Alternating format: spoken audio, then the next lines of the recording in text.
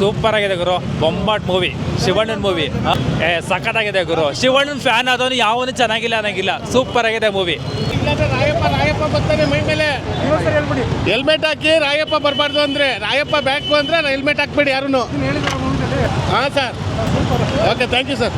Super sir, super sir. Upendra acting super sir. Shivananda acting super sir, super sir. ಒಳ್ಳೆ content sir, super sir.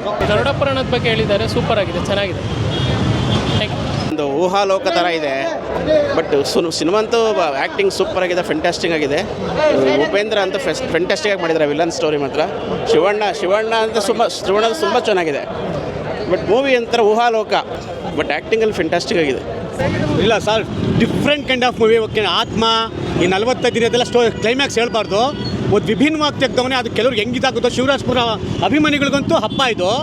But ಅದನ್ನೇ ಒಂದು different ಆಗಿ ಲಾಸ್ಟ್ವರೆಗೂ ಕುತೂಹಲ ಇರುತ್ತೆ. ಸೂಪರ್ ಆಗಿದೆ. ಬಟ್ ಯಾವ ಥರ ಇದು ಮಾಡ್ತಾರೆ ಗೊತ್ತಲ್ಲ, ಬಟ್ ನಮಗಂತೂ ತುಂಬ ಇಷ್ಟ ಆಯಿತು, ಸಾಕಾಯ್ತು.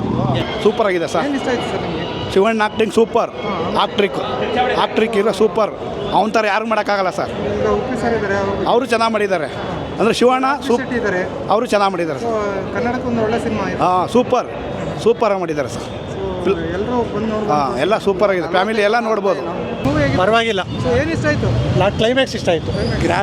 ಗ್ರಾಫಿಕ್ ಎಲ್ಲ ಸೂಪರ್, ನೋಡ್ಬೋದು. ಸರ್ ಶಿವಣ್ಣ ಹಾಕಿಬಿಟ್ರೆ ಇನ್ನೇನಿಗೆ ಫಿಲಮ್ನಾಗೆ